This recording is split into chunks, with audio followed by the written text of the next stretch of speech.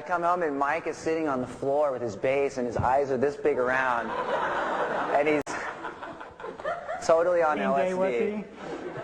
You know, he was on acid. Oh. And so, and then he was like, listen to this. That's basically, you know, and then I don't know. I said, well, I hope you can remember it. So you had the bass line. Yeah. And then lyrics came, and you know. Because there's that interlude at the end too of Longview. That there's that sort of jazzy part of Longview. It's that swing thing. Yeah. You know. That's not punk. Swinging? I'm joking. No, I'm joking. I mean, but it's like it's not the Ramones. You know, it's like it's an interlude. It's like, let's try something here. Yeah. I mean, we're always up for, you know, experimenting or whatever. I mean, I think one of the problems that I've always seen with punk rock on you know, not to overgeneralize or anything like that, is that sometimes it can be a bit, you know, self-defeatist a little bit, where it does, you know, suddenly you're not supposed to play anything else but that. But, you know, for me, it's like I hear bands like a guy like No Means No, or you know, London Calling, or you know, a band like Operation Ivy, who's, you know, mixing hardcore and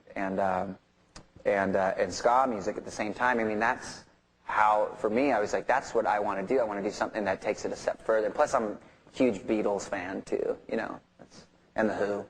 So. I mean, it often seemed like punk rock was about excluding things, you know, not anything but fast, loud, 3 chords, short. And Green Day didn't do that even from the beginning. I mean, you know, you were always fooling around in there. Yeah, I mean, I think what it comes down to, we always wanted to write good songs that we felt like were timeless, and in a way where it's, you know, all of our favorite songs that kind of carry, you know, hold their weight even now. You know, if you think about a song like Satisfaction by the Stones, it's like that song is totally relevant, and no matter which era that you're in or what generation that you're in, that song, that's the, you know, every kid says that, you know. So it's, I don't know, so that's kind of what we were thinking, you know, just try to write really good songs that, you know, that we could play 10 years after the fact, you know. Yeah. If you'd written a song that says, I'm 16, you can't really play that for more than a couple of years. Nope. Probably Alice Cooper's still playing 18 now, I guess. Yeah, but I don't know. He's still Alice Cooper, though. It's great. Tell me about, I mean, it all, for most bands, it's like that first step is the hardest, like getting the record deal, getting in the studio, doing that first album. Was that a huge step for you guys, or were you doing it yourself? Yeah, you know, I found that the hardest thing I remember about any of it was getting a gig. What is the hardest thing for a band to do, or just get equipment, something, you know, like, but getting a gig is just, you know, there's a lot of bands out there, so you're just sitting here just trying, you know, praying that one day you could get something, and then it's like as soon as you get that and you start developing a relationship with, you know, different people that are put on shows, you know, whether, you know, just, you know, begging your friends, just put on a party and we'll play, you know, we'll play in the garage, we'll play in the backyard, you know. So, I mean, that, you know, that was the most difficult thing. And then, you know, and then everything, you know, then, you know, we ended up with Lookout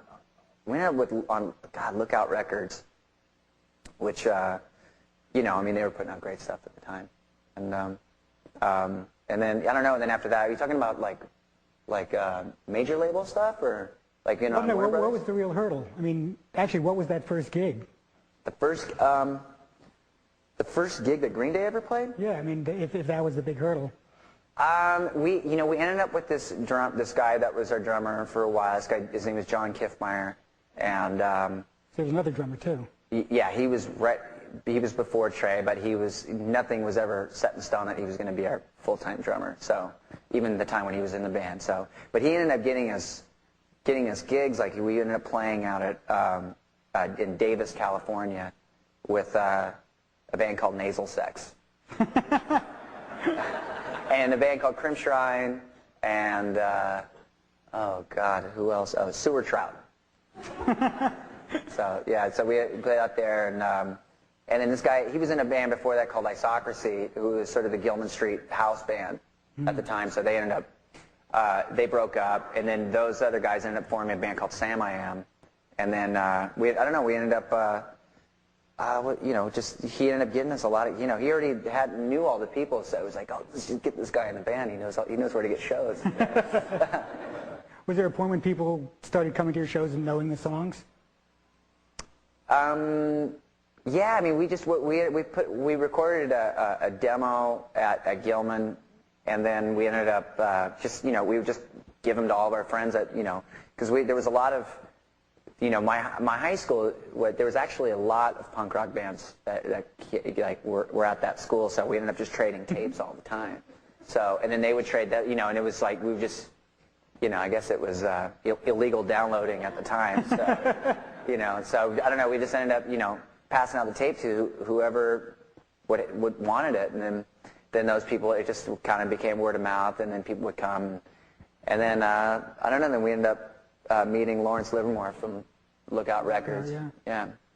Which Trey booked a show. He was in a band with Larry before he was in Green Day, and he booked this show on a mountaintop in Mendocino County, which was the most. The girl didn't show up. The house had no roof, and there was no electricity.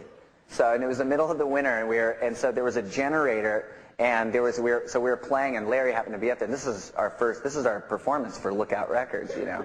So he ended up, you know, we had that gig, and so Larry, you know, it's funny. He's like someone in the middle of one of our songs or in the middle of our set. Hey, can you move your van? I got to get my car out of here. You know, we're leaving, and then we're like, no, you're going to stay there, and you're going to wait, you know.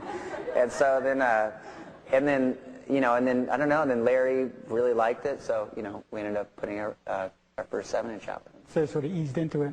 Mm-hmm. And then by the time Reprise came around, people knew who you were. Yeah. Did they? Yeah. Well, it was a weird thing, because, you know, we were, I don't know, it was weird. We were known on, like, in sort of the small, in the underground circuit.